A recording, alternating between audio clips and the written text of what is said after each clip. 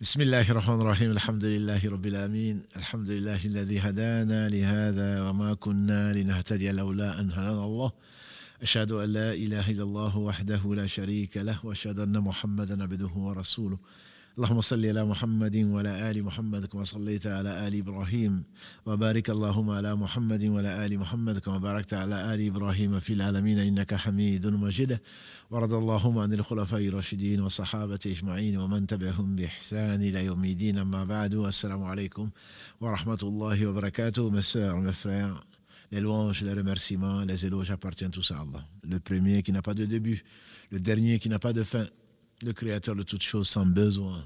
Nous le louons, nous revenons vers lui repentant, le parfait dans son essence, dans ses noms et attributs, et dans tous ses actes qui oscillent entre d'une part sa bienveillance, sa miséricorde, sa générosité, et d'autre part sa justice qui est basée sur son omniscience et sa sagesse. J'atteste qu'il est le seul digne d'adoration, j'atteste la véracité de l'exemplarité de la prophétie de Muhammad ibn Abdillah, qu'Allah bénisse ce prophète, sa famille, ses compagnons et tous ceux qui les auront suivis dans le droit chemin, et qu'Allah nous fasse l'honneur d'en faire partie. Ensuite donc, merci pour votre fidélité, merci pour vos encouragements. Et effectivement, la semaine dernière, c'était un peu triste, mais c'était un peu, je dirais, voulu, puisque une série se terminait, on ne savait pas quelle série on allait prendre, et Allah subhanahu wa ta'ala, on a compté sur lui, et il nous a donc orienté vers la lutte contre l'ennemi du genre humain, je veux dire Satan. Ces ruses sont nombreuses et pourtant, mes frères et sœurs, Allah dit dans la sourate encore, les femmes, inna kayda shaytan kana dha'ifa. Allah dit donc dans la sourate An-Nisa, les femmes, verset 76, les plans, les ruses, les stratagèmes de Shaitan sont faibles. Alors nous, on doit être encore plus faibles. Les stratagèmes de Shaitan sont faibles. Donc, mais Allah dit, alam ahada ilaykum ya bani adam alla ta'budu shaytan innahu lakum aduwwun mubin. Entre autres sourates, la sourate Yasin, Allah dit, ne vous ai-je pas mis en garde au fils d'Adam de ne pas adorer Satan. Il est pour vous un ennemi avéré. Allah parle souvent de Shaitan, inna shaytana lakum adu fattakhidhuhu aduwa. Satan est votre ennemi, traitez-le comme tel. Et il se trouve que, comme le disait Sabrina dans son commentaire, on se fait les ennemis les uns des autres. Les ennemis les uns des autres, et en réalité notre vrai ennemi, ce n'est ni la belle-mère, comme j'aime à le dire souvent, ni le voisin, ni le non-musulman. Le vrai ennemi, c'est Satan.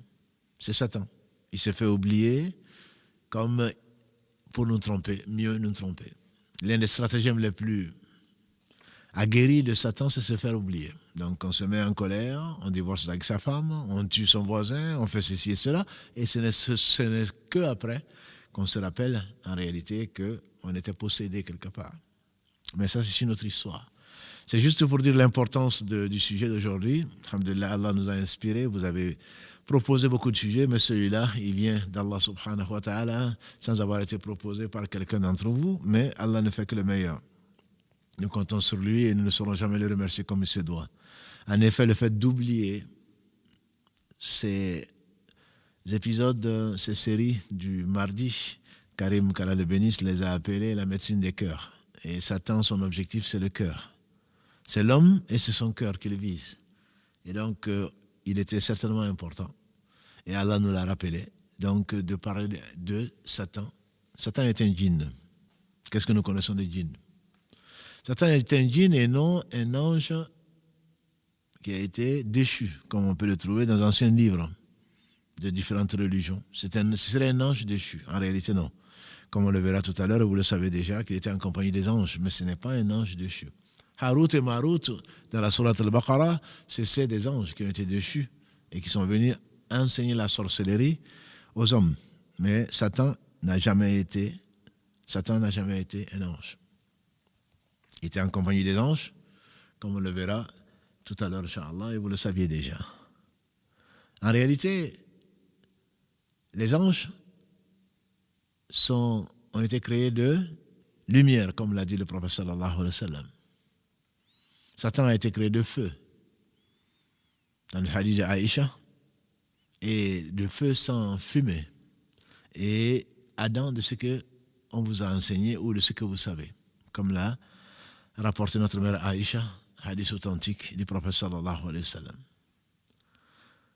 Les djinns donc ont été, Satan c'est le père des djinns. Satan c'est le père des djinns. Allah fait sortir le vivant du mort, le mort du vivant. Satan c'est le père des djinns. Et les djinns en réalité c'est dans le monde invisible. C'est dans le monde invisible. Et Allah nous dit dans la sourate A'raf, qu'on va souvent citer aujourd'hui, la sourate 7, l'une des plus longues sourates du Coran, Al-A'raf, les limbes. Al-A'raf, Allah dit dans le verset 27, Satan, lui, et ses suppôts vous voient de là où vous ne les voyez pas. Et donc, ce sont des êtres invisibles, ils nous voient, ils vivent avec nous dans un monde parallèle. On ne les voit pas, donc on les oublie.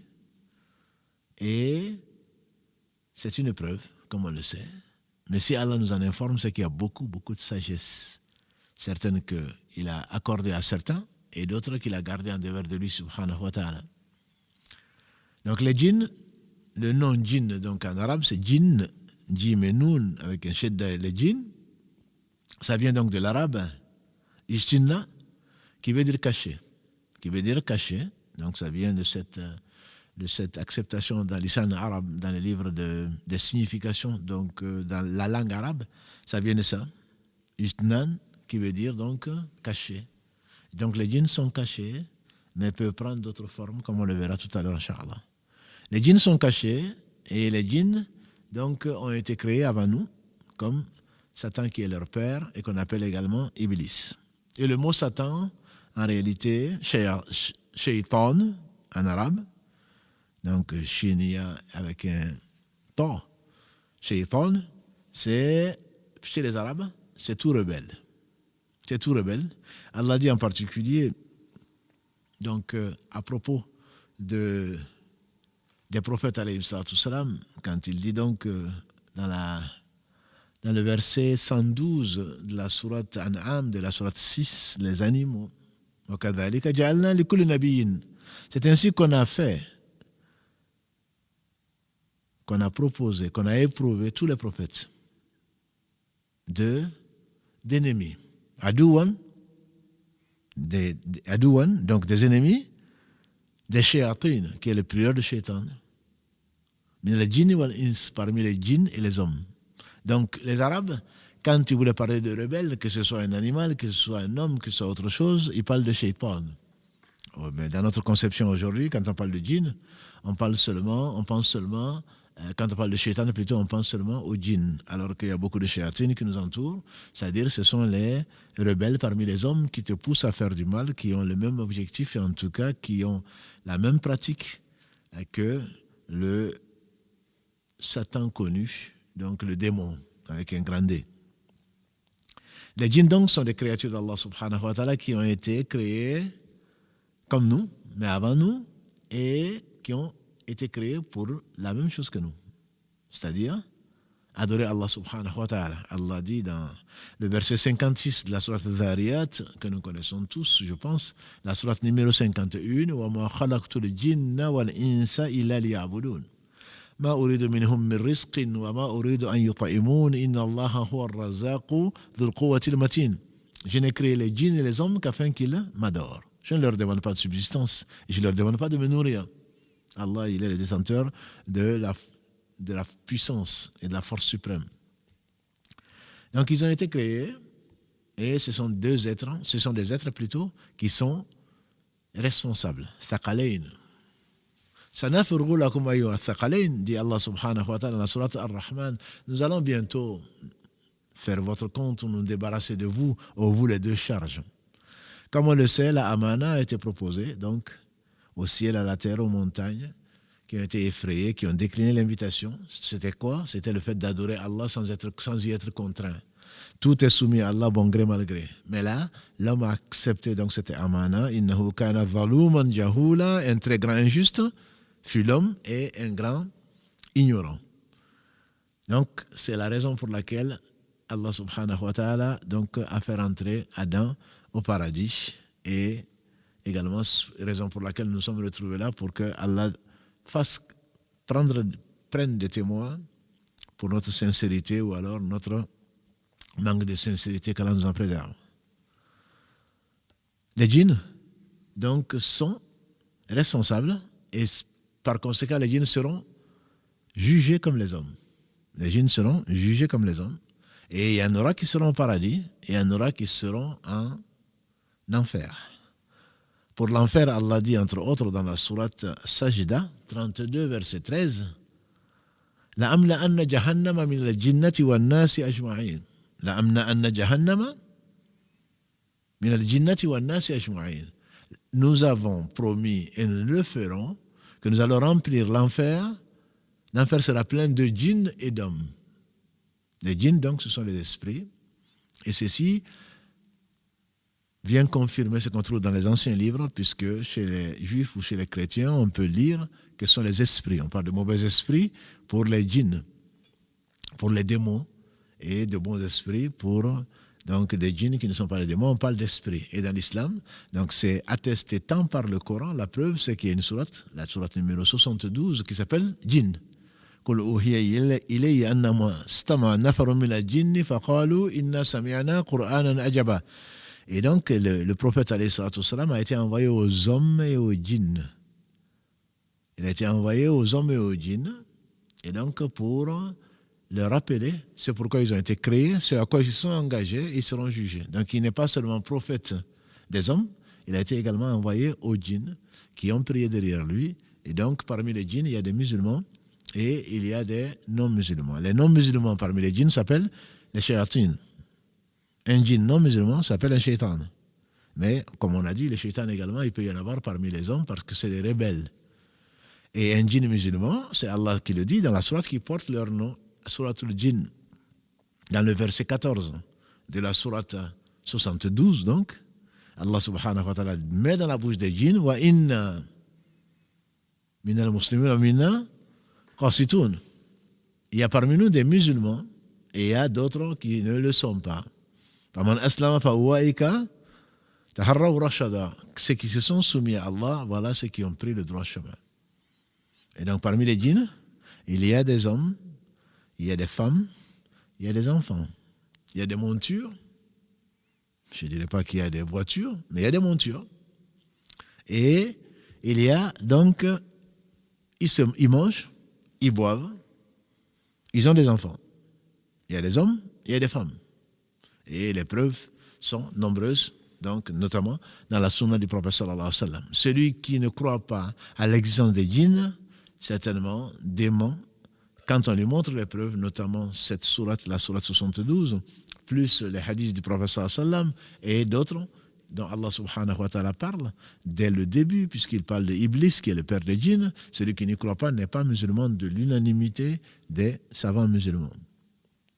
C'est un consensus parmi les musulmans basé sur le Coran, sur la sunna du prophète sallam et sur donc, le consensus des gens de science. Celui qui ne croit pas aux djinns, puisqu'on entend parfois « non, on ne les a jamais vus, tu en es peut-être un ». Et les djinns peuvent prendre 3 formes, a dit le prophète sallallahu alayhi wa sallam. Les djinns peuvent prendre 3 formes différentes.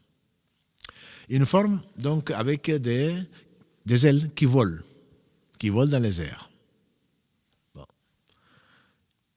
Une forme que l'on connaît un peu plus, qui est celle d'animaux particuliers, comme des chiens noirs, comme l'a dit le prophète sallam. Ça ne veut pas dire que tous les chiens noirs sont des djinns, mais il y a des chiens, les djinns plutôt peuvent se manifester sous la forme de chiens noirs, sous la forme de serpents également.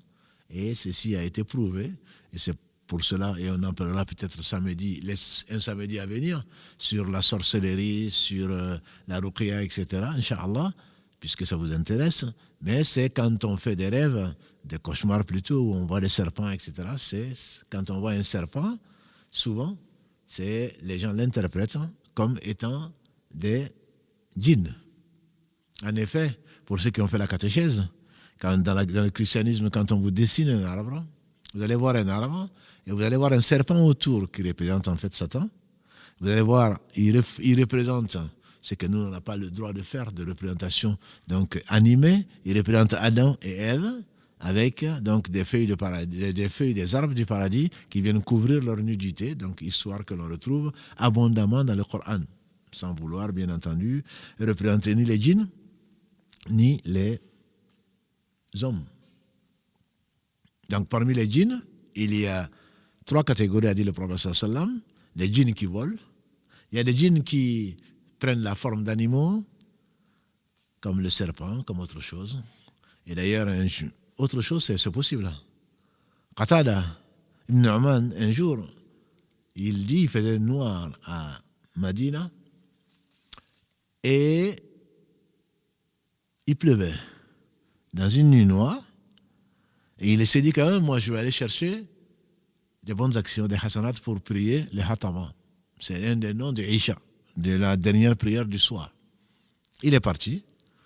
Et le prophète sallallahu alayhi wa sallam, il a prié avec le prophète alayhi sallam dans sa mosquée. Ensuite, quand le prophète sallallahu alayhi wa sallam a fini la prière, il lui a dit, mais qu'est-ce que tu fais là, Qatada? Il dit, mais je suis venu chercher les bonnes actions, venir prier avec toi. Il a dit, le shaitan t'a remplacé chez toi. Il est derrière la maison. Et il avait donc une souche de dattes qu'il lui a donnée. Il a dit, tiens, c'est là. Comme la nuit était noire et qu'il n'y avait pas d'électricité, il l'a pris, il dit, garde celle-là et tu vas l'utiliser. En effet, comme il est le prophète d'Allah, sallallahu alayhi wa sallam, nous n'en doutons pas, quand Qatada est sorti, Allah a voulu mettre la lumière au bout de cette souche qui lui a servi de torche. Allah bénisse Mohammed, sallallahu alayhi wa sallam. Nous attestons qu'il est le serviteur et messager d'Allah, sallallahu alayhi wa sallam. Jusqu'à ce qu'il arrive chez lui. Quand il est arrivé chez lui, il raconte, il a trouvé sa famille endormie. Et comme il croyait à ce qu'a dit le prophète sallallahu alayhi wa sallam, il a été derrière la maison. Derrière un pilier, il a trouvé un hérisson. Et donc, il a frappé l'hérisson avec la souche qu'il avait de dattes, jusqu'à ce que l'hérisson parte. Et c'était certainement le Satan qui avait pris la forme de l'hérisson. Mais les djinns peuvent également prendre des formes,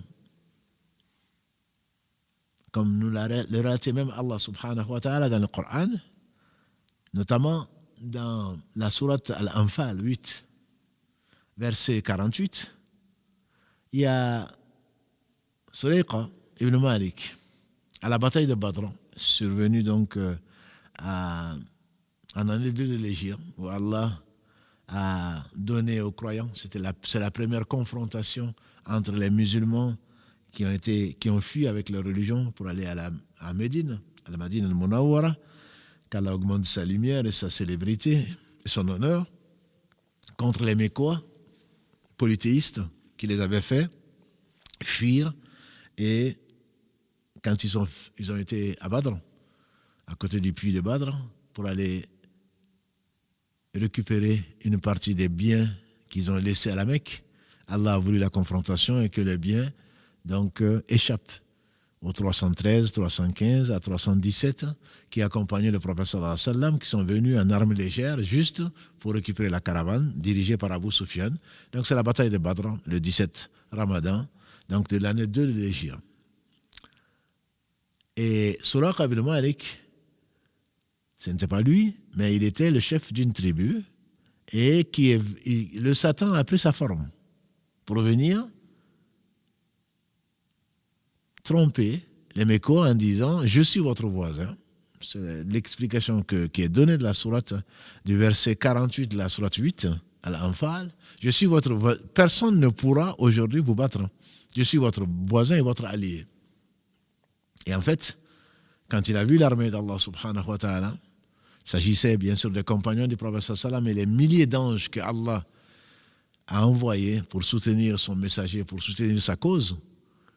Il a dit, moi je crains Allah, moi je vois ce que vous ne voyez pas, il s'est enfui. C'est souvent comme ça qu'il fait, mais ça on le verra Inch'Allah plus tard, dans d'autres épisodes Inch'Allah, c'est qu'il te trompe, et une fois que tu as fait ton forfait, une fois que tu as désobéi à Allah, il te dit, moi je ne t'ai promis que des choses qui sont futiles et mensongères. Allah t'a promis la vérité, maintenant, moi je crains Allah, je m'en vais. Et donc on se retrouve dans le remords. Celui à qui Allah veut du bien va revenir vers Allah subhanahu wa ta'ala repentant, sinon il risque de mourir donc en désobéissant à Allah subhanahu wa ta'ala. Il a pris donc la forme de Surayqa ibn Malik qui était connu donc de cette tribu-là. Et également quand ils ont décidé de d'assassiner le prophète sallallahu alayhi wa sallam quand ils n'ont pas trouvé de moyen de le persuader d'appeler à Allah, puisque c'était sa mission, et qu'on lui a proposé, comme il le disait, si vous mettiez le soleil dans la main droite, la lune dans la main gauche, jamais je ne renoncerai à ma mission. Puisqu'Allah l'avait choisi, c'est Allah qui l'a protégé, c'est Allah qui l'a guidé. Et donc, quand ils n'ont pas trouvé de solution et que Allah a libéré ses compagnons d'abord en Abyssinie et ensuite Allah a ouvert le cœur de quelques Ansar, les Khazraj et les Haus, et que les compagnons ont commencé à fuir pour aller là-bas où ils ont été recueillis par ces célèbres et généreux frères Ansar, donc de Médine. Les tribus se sont rencontrées et en disant qu'on va essayer de trouver une solution à ce Mohammed. Parce que maintenant, non seulement on l'avait encore circoncis dans la mission à la Mecque, et il a été à Taïf, il n'a pas réussi à convaincre qui que ce soit, mais maintenant, ses partisans sont partis ailleurs. Donc ils vont peut-être former une armée pour revenir et ils vont monter les Arabes contre nous. Alors ils ont été dans Dar Najwa, c'est-à-dire l'Assemblée nationale, si on peut l'appeler ainsi, là où ils se rencontrent, et ils en ont débattu. Certains, ils ont dit, on va l'emprisonner. Et Satan a pris la forme d'un vieillard qui est venu, qui les écoutait. Moi, je veux vous conseiller, l'emprisonner ne servirait à rien. Et d'autres ils ont dit, on va le bannir. Il a dit, surtout pas. Si vous le bannissez, il va partir, et il va revenir encore plus fort. Et c'est là où l'ennemi d'Allah, Abu Jahl, dit non, on va le tuer plutôt. On va prendre chaque jeune un jeune de chaque tribu pour foncer sur lui, tous le frappent, donc il sera mort sous le coup des différents jeunes, et donc ensuite on va payer à sa famille donc le prix de sang. Ils ne pourront pas combattre tous les Quraysh. Et c'est là que Satan, sous la forme d'un vieillard, leur dit justement, là vous avez vraiment, c'est la meilleure des solutions, je ne vois pas mieux.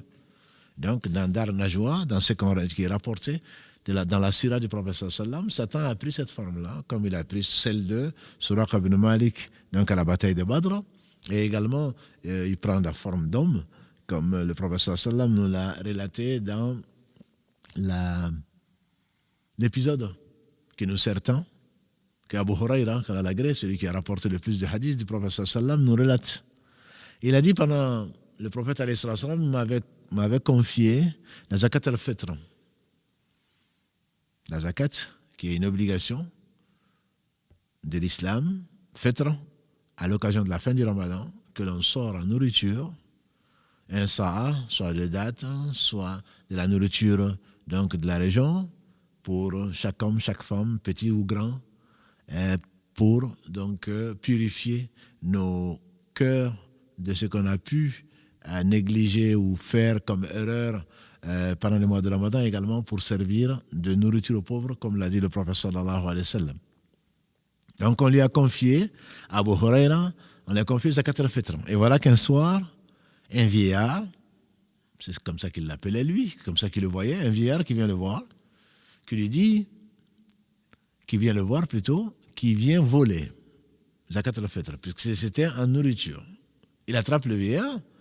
Et qu'est-ce que tu fais, vieillard? Non, c'est juste, excuse-moi, c'est juste pour en prendre, mais pour en donner à mes enfants, parce que je suis un vieillard, je suis pauvre, et j'ai beaucoup d'enfants. Abu Huraira l'a laissé partir. Le lendemain, il a fait, donc, le compte rendu au prophète sallam. Il y a un vieillard qui est venu hier soir, et qui voulait voler ce que tu m'as confié, et je l'ai attrapé.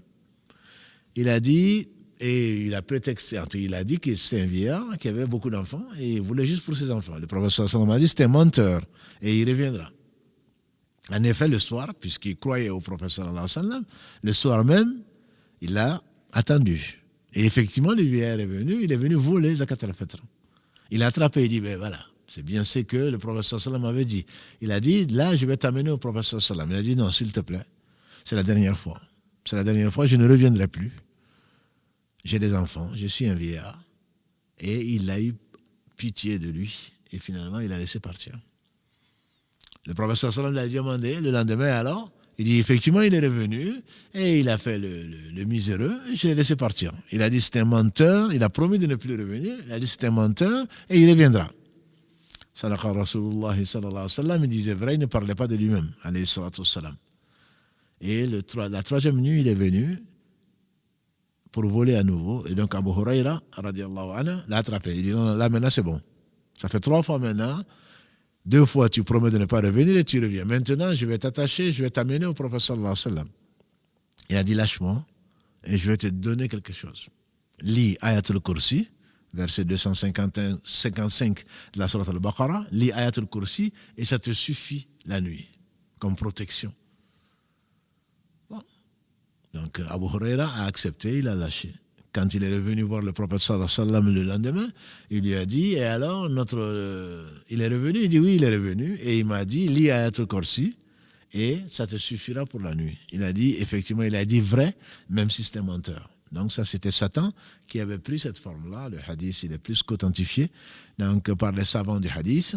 Tout ça pour dire que les djinns donc, peuvent prendre, notamment Shaitan, Iblis peut prendre donc la forme d'un homme. Comme on a vu, il a pris la forme d'un serpent. Et un jour, un jeune homme qui venait de se marier a retrouvé sa fiancée à la porte. Les gens avaient de l'honneur, ils avaient de la pudeur. Qu'est-ce qui te fait sortir de la maison comme ça? Il venait de se marier. Elle dit, il y a un serpent dans la maison. Et le jeune homme courageux prend une lance et transperce le serpent.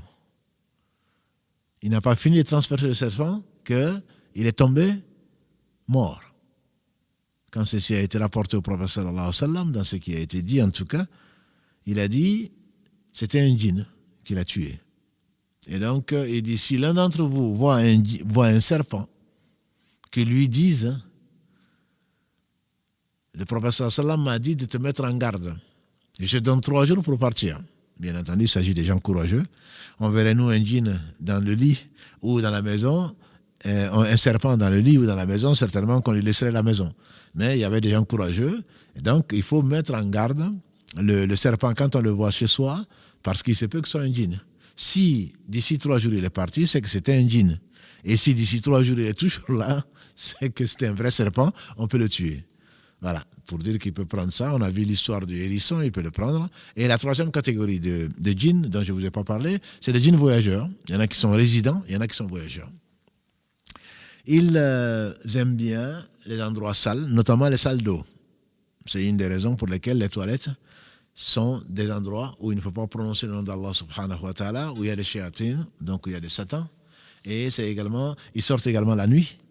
La nuit, ils sortent. Et le prophète sallallahu alayhi wa sallam nous a dit de retenir nos enfants au moment du maghrib, du coucher du soleil, parce que c'est le moment où les shayatines sortent.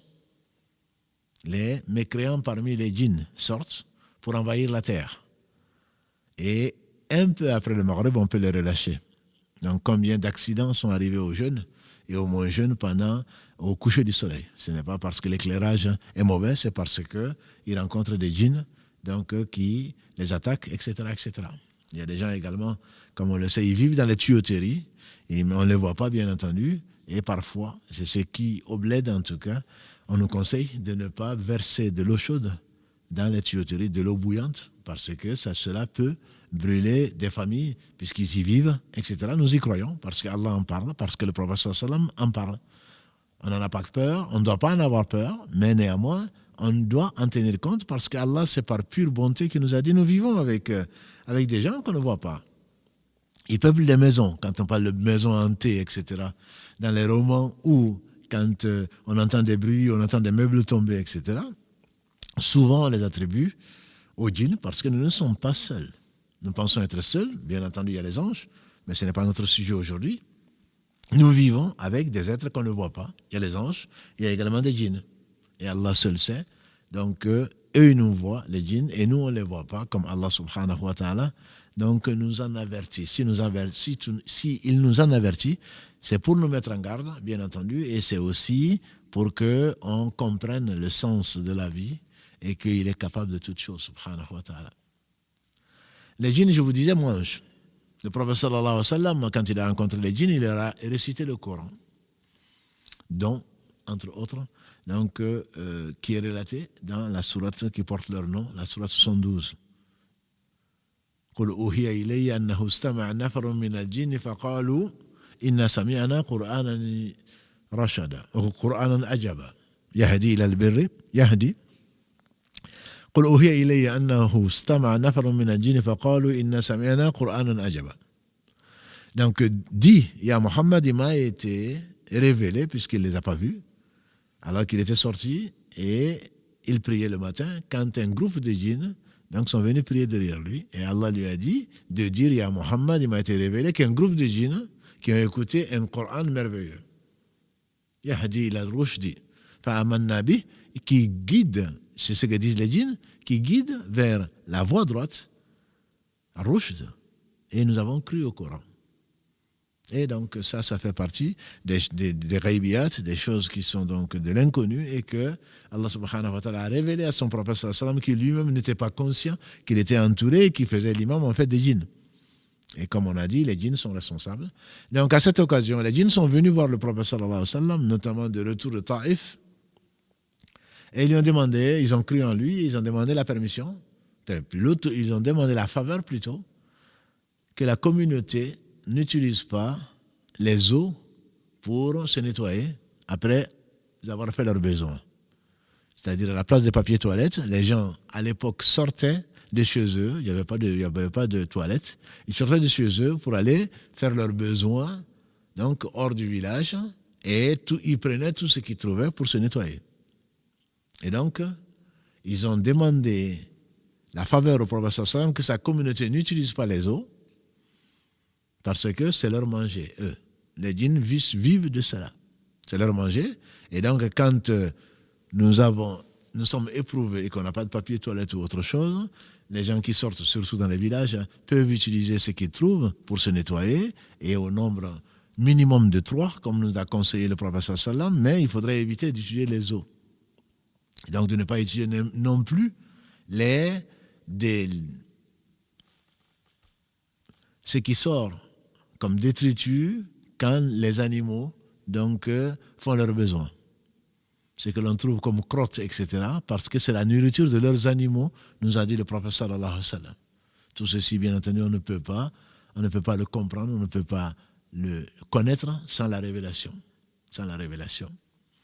Donc ça, ce sont quelques caractéristiques, ce ne sont pas les seuls, des djinns en général, donc parmi eux des musulmans, et parmi eux donc des gens qui ne croient pas, et qui, comme leur père, Iblis, qui est le père donc des djinns, qu'ils soient musulmans ou pas, leur père c'est Iblis. On va revenir et peut-être rester un tout petit moment sur Iblis, qui est-il?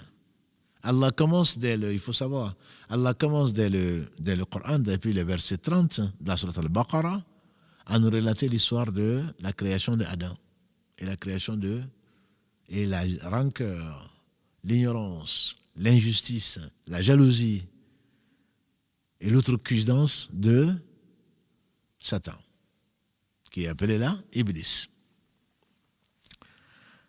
Donc Allah subhanahu wa ta'ala, comme vous le savez, a créé Adam après avoir créé les anges, et il y avait un être qui n'était pas de leur nature. Les anges obéissent à Allah subhanahu wa ta'ala et ne désobéissent pas, comme Allah le dit entre autres dans la sourate Tahrim 66 verset 6, quand il invite les gens à prendre les moyens de se préserver d'un feu dont le combustible sont les pierres et les hommes. Un feu sur lequel veillent des anges redoutables qui ne désobéissent pas à Allah et qui font ce qu'Allah leur ordonne. Sourate 66, verset 6. Un être donc était en compagnie des anges, sans être un ange, quand Allah subhanahu wa ta'ala a exposé ce qu'il allait faire par rapport donc à la création d'Adam. Vous connaissez l'histoire. Et les anges de s'étonner qu'Allah va créer un être qui va s'aimer le désordre sur la terre et qui va faire couler le sang. Allah dit, Inni a'lamu ma la ta'lamun, je sais ce que vous ne savez pas. Ensuite, Allah donc a enseigné à Adam, il a honoré par la science. Il faut le rappeler, c'est la science, c'est l'honneur. Donc Allah donne à qui il veut, il a honoré par la science et il lui a enseigné tous les noms. Et ensuite, donc il a demandé aux anges, après avoir fait défiler ces choses, il a demandé aux anges leurs noms. Ils ont dit, La ilma lana illa ma allamtana, nous n'avons de science que ce que tu nous as enseigné, et donc ils n'ont pas pu dire ces noms-là que Allah subhanahu wa ta'ala avait enseigné à Adam. Et Allah a appelé Adam et lui a dit de nommer ces choses. Adam les a nommées. Et c'est ça la science, comme disent les savants, c'est par la science qu'Allah honore qui il veut. Et donc il a honoré les prophètes alayhim salatu salam par la vraie science et donc par la révélation. Adam donc a nommé les choses et Allah subhanahu wa ta'ala a demandé aux anges de se prosterner devant donc Adam. Et les anges se sont prosternés puisqu'ils ne désobéissent pas à Allah. Ils sont prosternés et en compagnie, ils avaient en leur compagnie un être qui n'était pas de leur nature. Les anges ont été créés, comme nous avons vu, de lumière. Les djinns de feu, sans fumée, et nous, de ce que nous savons de terre. Les anges se sont prosternés, Satan qui était en leur compagnie, qui semblait être un adorateur avant cette épreuve-là, donc qui a refusé de se prosterner devant Adam. Allah lui demande bien qu'il sache pourquoi il ne s'est pas prosterné. Il dit « Ana khayrum minhu » moi, je suis meilleur que lui.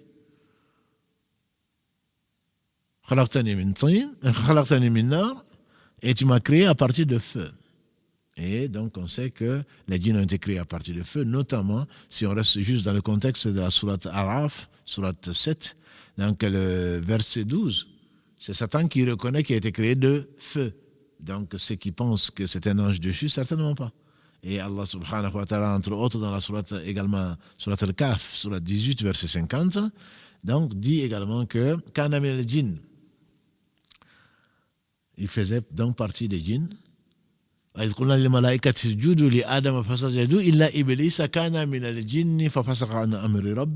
nous avons dit aux anges de se prosterner, ils sont tous prosternés, sauf Iblis qui faisait partie des djinns. Donc nous avons dit que c'était un djinn et ce n'était pas un ange. Et donc Allah lui demande pourquoi, bien qu'il le sache, il dit donc que il est meilleur que celui qui a été créé à partir de terre. Lui n'a pas à se prosterner, à s'humilier devant cet être, alors que lui il a été créé de feu. Nous avons déjà vu, et vous le savez, que c'est l'origine de l'orgueil. L'orgueil, c'est le fait de refuser la vérité et de gausser moi je viens d'eux. C'est l'origine de tous ces racistes de tous les bords et de toutes les couleurs qui prétendent ne pas être racistes, mais qui le sont quand même, qui pensent être meilleurs que quiconque. Donc, alors que, comme Allah le dit dans la sourate en particulier 49, il y a eu un nasu inna khalaqnakum min dhakarin wa untha wa ja'alnakum shu'uban wa qaba'ila lita'arafu inna akramakum inna Allah yatqakum wa vous les gens, fils d'Adam, nous avons créé d'un homme et d'une femme et nous avons distribué en tribus et en nations pour que vous vous connaissiez entre vous. Le meilleur d'entre vous, c'est le plus pieux. Et le prophète sallam disait souvent, pas de supériorité d'un arabe sur un non-arabe, ni d'un non-arabe sur un arabe, si ce n'est par la piété.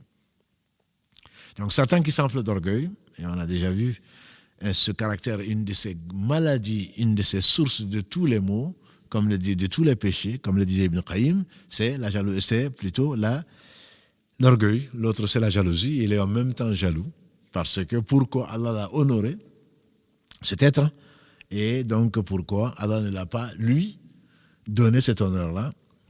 Il n'a pas, lui, à s'humilier devant lui, devant ce qu'il a créé, et donc il a tout confondu. Et dans ça, je pense qu'il y a beaucoup de leçons sur lesquelles peut-être on va s'arrêter un tout petit peu. Satan dit à Allah,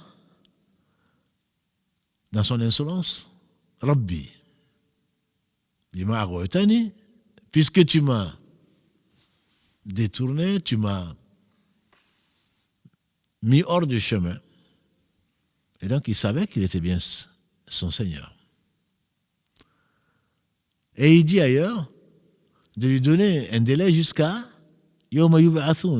jour où ils seront ressuscités. Donc il savait qu'il y avait un jour du jugement dernier. Comme le disent les savants, le fait de savoir et de ne pas pratiquer, s'il connaît Allah en tant que Seigneur, s'il sait, il croit au jour du jugement dernier. Parce qu'il avait une science, mais une science qui est futile, une science qui ne lui a pas permis de traduire ça en acte, de se soumettre à Allah subhanahu wa ta'ala.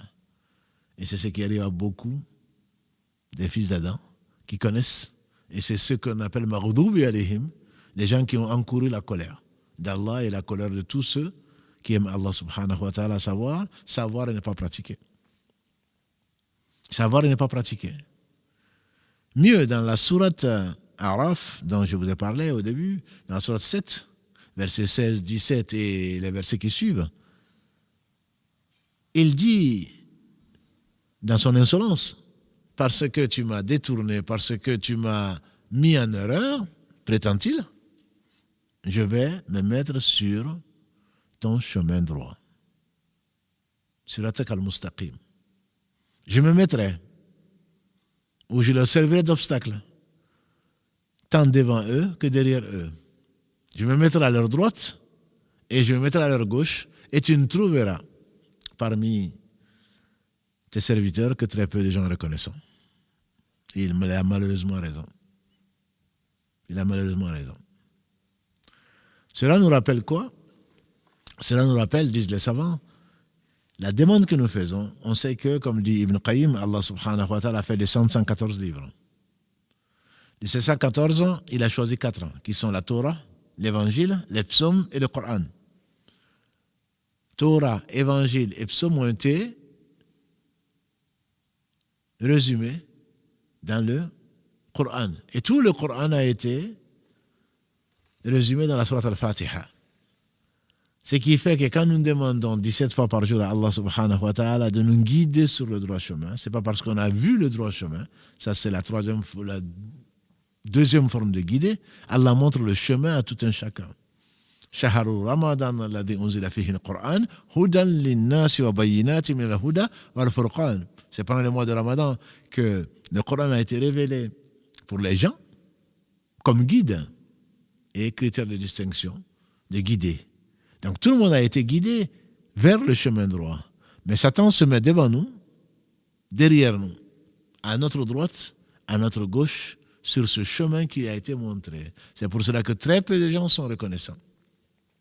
Et la troisième forme de guider, donc, c'est celle que Allah subhanahu wa ta'ala accorde à qui il aime. ذَلِكَ الْكِتَابُ لَا رَيْبَ فِيهِ هُدًى لِلْمُتَّقِينَ. Là, dans le sens de guider, hidayah, tawfiq, ceux qui arrivent à passer entre les gouttes, entre guillemets, malgré que Satan est devant, et sur ce chemin, devant eux, derrière eux, à leur droite et à leur gauche, Allah leur permet néanmoins de franchir, de suivre le chemin jusqu'à ce que il les rappelle, satisfait d'eux. وَمَا يُطِعِ اللَّهَ وَالرَّسُولَ فَأُولَٰئِكَ مَعَ الَّذِينَ أَنْعَمَ اللَّهُ عَلَيْهِم مِّنَ النَّبِيِّينَ وَالصِّدِّيقِينَ وَالشُّهَدَاءِ وَالصَّالِحِينَ وَحُسْنَ أُولَٰئِكَ رَفِيقًا. Nous demandons le chemin droit 17 fois par jour pour ceux qui prient. اهدنا الصراط المستقيم صراط الذين أنعمت عليهم, le chemin qui a été emprunté avant nous par les gens que tu as agréés. Qui sont-ils? Allah nous le détaille dans la sourate An-Nisa, la sourate Les Femmes, verset 69. Celui qui obéit à Allah et aux messagers, voilà ce que Allah a comblé de ses bienfaits parmi les prophètes, les gens véridiques, les martyrs témoins et les gens qui font du bien. Et quelle belle compagnie, nous dit Allah subhanahu wa ta'ala, qu'Allah nous compte parmi. Donc c'est l'une de ces, ou plusieurs de ces 4 catégories. Donc ce chemin que nous demandons, il est droit. Satan sait qu'il est droit, mais néanmoins il se met devant nous, derrière nous, à notre droite, à notre gauche, pas au-dessus comme le disent les savants, puisqu'il est au-dessus, c'est Allah subhanahu wa ta'ala qui seul est au-dessus de tout et qui préserve la foi et qui préserve le croyant. Il ne peut pas se mettre au-dessus de nous, couper notre relation entre Allah et nous. Et qu'est-ce qui nous permet de lutter contre Satan? C'est certainement ce rappel d'Allah subhanahu wa ta'ala qui vient d'en haut. Ce rappel d'Allah qui vient d'en haut.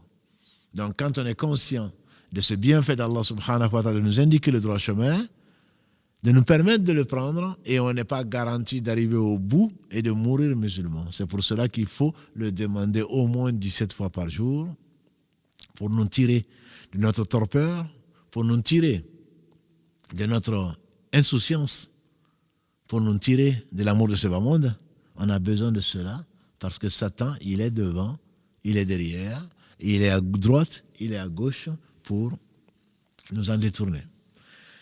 Sans rentrer dans les détails de l'explication de ces versets, de la sourate, donc Araf, versets en particulier 16 et 17, Satan dit qu'il va se mettre devant nous, derrière nous, à notre droite et à notre gauche. Certains savants disent qu'en arabe, ceci veut simplement dire que de partout. Il va nous charger de partout.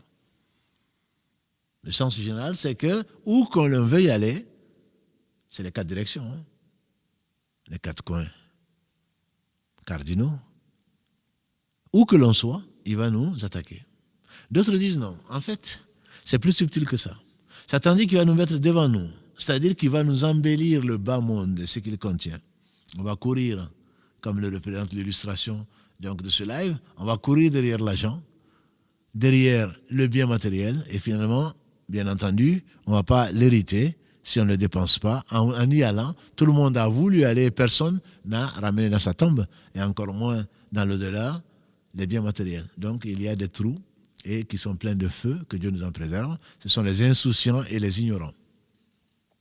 Et donc, ces personnes, ça c'est devant. Il nous embellit donc ce bas monde et ce qu'il contient.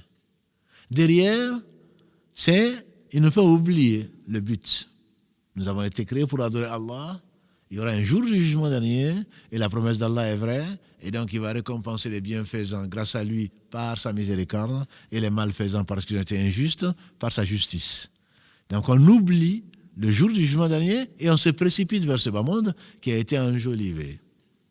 À notre droite, ce sont les bonnes actions. Quand on veut faire des bonnes actions, il est toujours là pour nous dire « Attends, tu pourras le faire plus tard. Et est-ce que vraiment ?» et etc., nous décourager ou nous remettre à plus tard.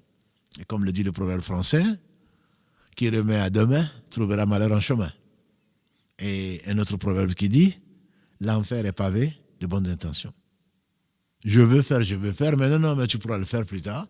Ibn Omar Kalalagré nous disait, le professeur Salam a pris un jour par l'épaule, il me dit au jeune homme, soit dans ce bas monde comme un passant ou un étranger. Et lui disait, Ibn Omar, quand tu es au matin, n'attends pas le soir pour bien faire. Quand tu es au soir, n'attends pas le matin. Prends pour ta santé pour quand tu seras malade et pour ta vie, sur ta vie, quand tu seras mort. Donc remettre à demain le bien n'est certainement pas autre chose qu'une astuce et de shaitan. Sur la gauche, quand tu veux faire des péchés, il te pousse à le faire. Il te précise, non, mais ne patiente pas, il n'y a que du bien dedans. Et puis de toute façon, au pire, s'il y a un doute, Allah sait que tu es sincère, etc. Donc ce serait l'explication de devant, c'est-à-dire le bas monde, derrière, c'est-à-dire tu oublies l'au-delà, à droite les bonnes actions et à gauche les mauvaises actions. Les Arabes disaient parfois, si tu ne me veux pas, si tu ne veux pas me faire du bien, au moins ne me mets pas à ta gauche. La gauche étant synonyme de tout ce qui est mauvais. Mets-moi à ta droite, c'est-à-dire mets-moi à côté de toi dans ce que tu aimes. La droite sert généralement, pas seulement dans l'islam, mais même les poètes arabes utilisent la droite pour dire tout ce qui est bien. Mais Allahu Alam, dans tous les cas, on est cerné par Satan et il n'y a qu'Allah subhanahu wa ta'ala qui peut nous sauver. D'ailleurs, je vous le rappelle, entre autres dans la sourate Fussilat, versets 34 et 35, Allah dit à son prophète sallallahu alayhi wa sallam, idfa'a billati hiya ahsan. idfa'a billati hiya ahsan fa idha alladhi baynaka wa baynahu adawatun ka'annahu waliyyun hamim. Repousse le mal par le bien et tu verras que ton ennemi invétéré deviendra un ami intime.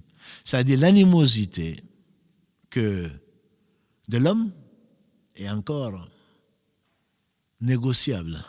Si tu te comportes bien, il a du bien en lui, peut-être que ce côté-là va l'emporter sur le mal. Donc, repousse plutôt, comme le faisaient les prophètes, les gens de bien, ils donnaient, on fait dire à Jésus, celui la paix divine, tend ta joue gauche à celui qui te gifle sur la joue droite. Sans aller jusque-là, Allah nous dit, idfa' billati hiya ahsan. Repousse le mal par le bien. Et tu verras que ton ennemi invétéré, s'il a quelque chose dans le cœur, vraiment, va devenir un ami intime. Jusqu'à la fin des versets, 34 à 36. Mais si d'aventure, Allah continue, si d'aventure, tu as des insufflations de shaitan, de Satan, fasta'idh billah. Innahu huwa as-sami'ul alim. Si Satan, c'est lui qui se présente comme ton ennemi, qui t'insuffle à faire du mal, etc., demande protection à Allah. Les savants disent, quant à l'animosité, l'inimitié des hommes, ça peut encore se contrôler, ça peut encore se négocier, ça peut encore être combattu par le bien. Quant à Satan, il n'y a pas de compromission à faire avec Satan. Satan ne peut t'ordonner que le mal. Il ne peut t'ordonner que le mal. C'est la raison pour laquelle tu n'as pas à négocier avec lui. Ces astuces, on les verra, Inch'Allah, que l'on peut appeler également stratagème, qu'on peut appeler ruse, peu importe. Mais, comme Allah le dit, les stratagèmes de Shaitan sont faibles. Ne l'oublions pas. Sinon, il ne nous aurait pas permis, certainement, Satan ne nous aurait pas permis, s'il a un pouvoir quelconque, il ne nous aurait pas permis de faire cette émission-là. Allah en parle, il nous met en garde contre lui, et son stratagème est faible, pour peu que nous croyons à Allah et au jour du jugement dernier. Et donc, il a promis cela, qu'il va se mettre devant nous, derrière nous, à notre droite, à notre gauche, et Allah, il dit, dans son insolence, et tu ne trouveras que très peu de gens qui sont remerciants. Et c'est malheureusement le cas pour beaucoup d'entre nous. La part de l'enfer, vous la connaissez, c'est 999 sur 1000, les fils d'Adam, et donc un seul sur 1000, c'est la sauver qu'Allah nous compte parmi ceux-là. Il a demandé à Allah donc d'avoir ce délai-là, qu'Allah ne le mette pas directement en enfer parce qu'il a désobéi, qu'Allah lui donne ce délai. Les savants, à partir de ça, nous expliquent plusieurs choses. Ce délai qu'il a demandé, il ne l'a pas demandé pour se repentir. Il n'a pas reconnu sa désobéissance. Sa désobéissance, il l'a intégrée et il l'a justifiée. Moi, je suis meilleur que lui. Et voilà donc celui qui utilise sa raison. Pourquoi ? Le bien n'est pas ce qui a été révélé. Pour lui, le bien, c'est ce qu'il pense. Ce sont ses passions. Moi, je suis meilleur qu'eux. La voie droite, c'est celle-là. Le mal, c'est ceci. Le bien, c'est cela. Et je trouve que c'est une très, très, très belle leçon pour nous, musulmans, de savoir où la raison a amené Satan. Satan a été piégé par son propre plan. Il a étudié la raison en disant qu'il est meilleur. Pourquoi ? Parce que c'est lui qui définit le bien, c'est lui qui définit le mal, parce qu'il a été créé de feu, et il a estimé donc que le feu était mieux que l'argile. Il a estimé qu'Allah s'est trompé, qu'Allah n'a pas été sage. Moi, je suis mieux que lui, pourquoi tu l'as honoré ? Il ne lui a pas dit, mais c'est presque ça. Et le temps qui lui a été donné, il a réfléchi, il s'est dit, ce temps-là, puisque je suis en enfer, au lieu de revenir vers Allah repentant, puisque je suis en enfer, alors je vais amener les autres, ce n'est pas pour se repentir, mais c'est pour se venger. Mes sœurs, mes frères, voilà ce à quoi conduit l'utilisation de la raison par rapport à la révélation. Et voilà ce à quoi conduit la haine que l'on peut avoir dans le cœur, de la vengeance. Ça conduit au jeu de Shaitan. Ça a amené Shaitan. Si Shaitan s'était prosterné, comme ceci lui a été dit, il aurait été heureux, honoré par Allah. Sa descendance entière aurait été honorée et évité l'enfer. Mais non, il a utilisé sa raison, que sa raison opposée à la révélation qui était l'ordre de se prosterner. Il n'a pas voulu être humilié en se prosternant devant cet être qu'Allah a créé de ses propres mains, comme il le dit lui-même, subhanahu wa ta'ala. Et parce qu'il a voulu s'élever, Allah l'a rabaissé. Et le prophète sallallahu alayhi wa sallam nous a dit, personne ne s'est rabaissé pour Allah sans qu'Allah ne l'élève.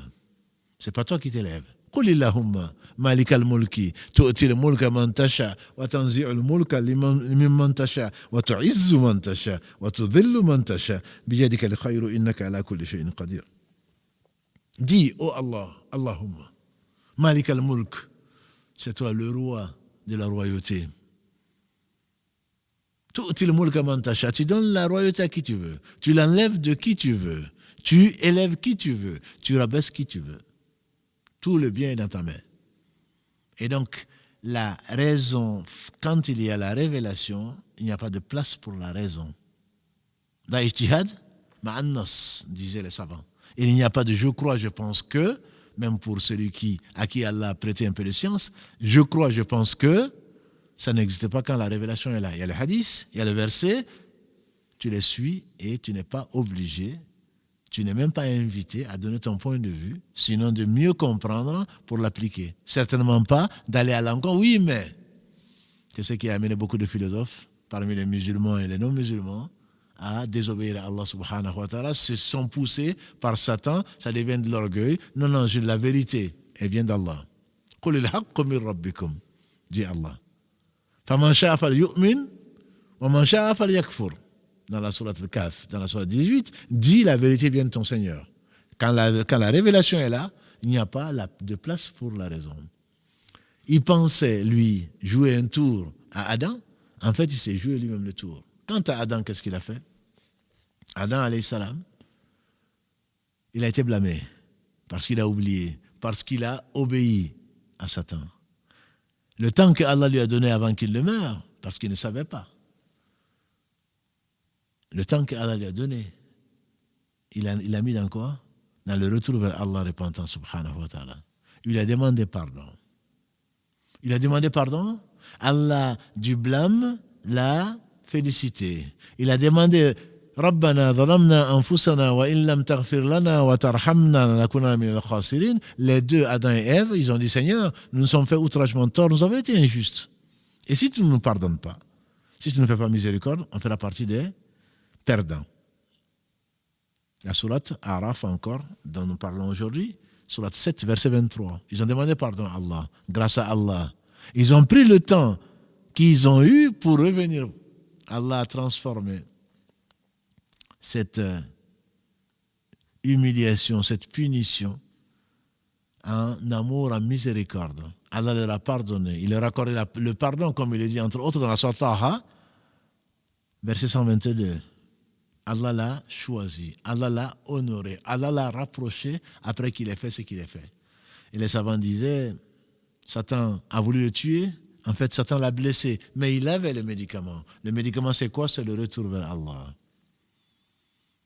Satan a beau pousser les fils d'Adam, la miséricorde d'Allah est infinie.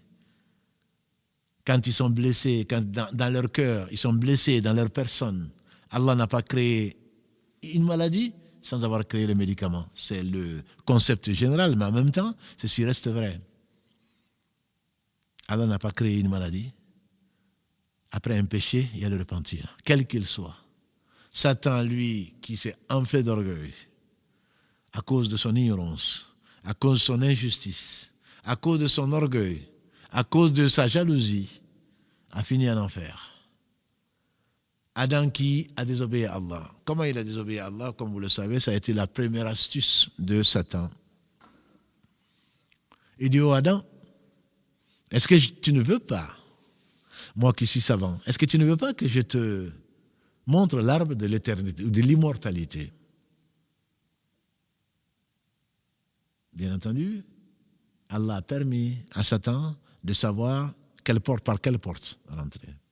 La porte des envies. L'immortalité. On a envie, l'avidité.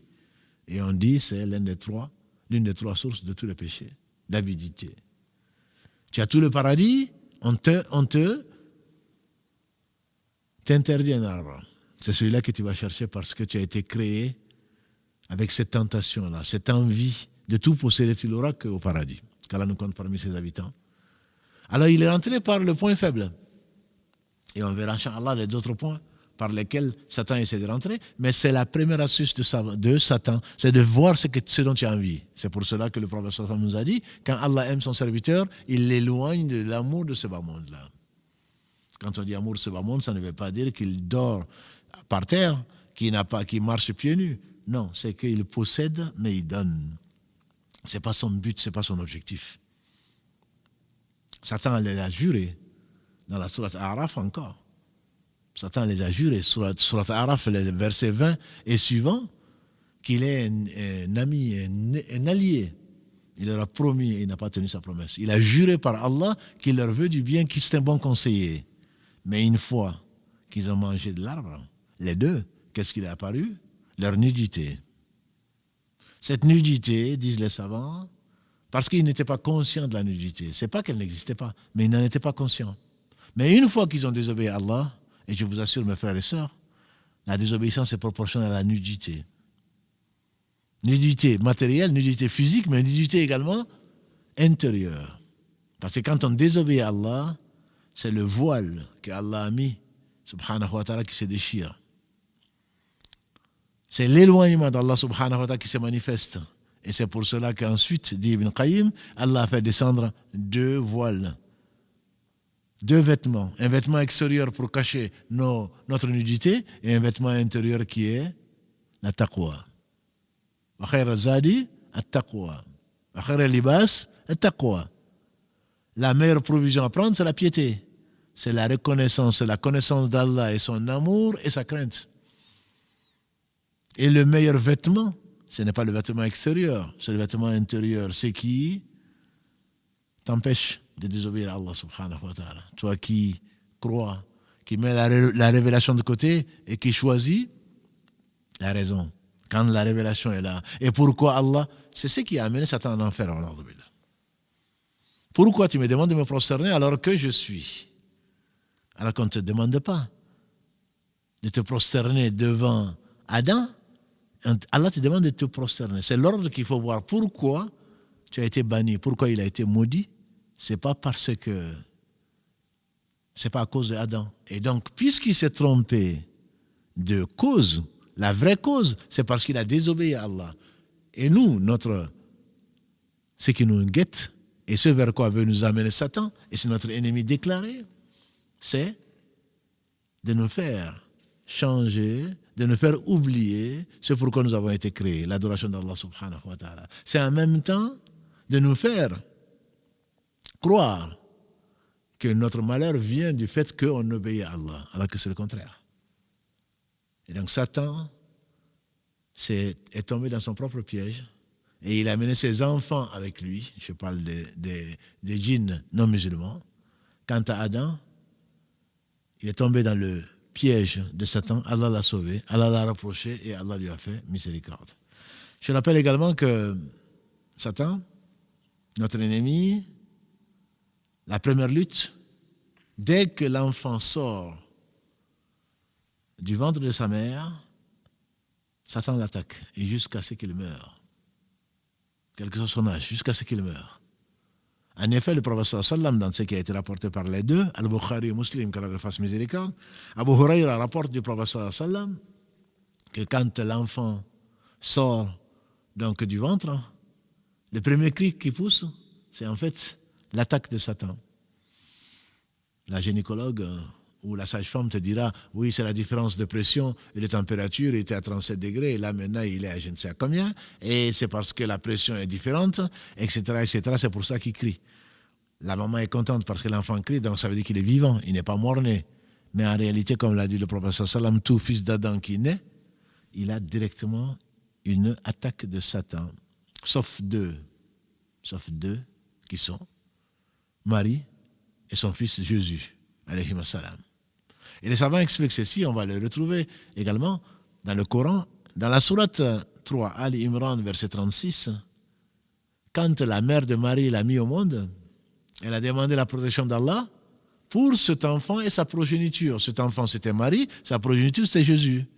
Minash shaytanir rajim, contre Satan le lapidé. Allah lui a accordé à cette grand-mère donc de Jésus, la mère de Marie, Allah a accepté son invocation de la protéger contre Satan le lapidé ainsi que sa progéniture. C'est ce qui explique peut-être pourquoi le prophète sallallahu alayhi wa sallam qui dit avant l'acte conjugal, celui qui dit Allahumma inni a'udhu bika, vous connaissez le dire prophétique, et ne passons pas à côté des choses importantes. Ne dites pas non, ce n'est que la sunna, ou j'ai des envies, même avant cela. Avant de rentrer dans les toilettes, on va demander protection contre les djinns, mâles et femelles. Avant le rapport conjugal, on va demander à Allah de nous protéger.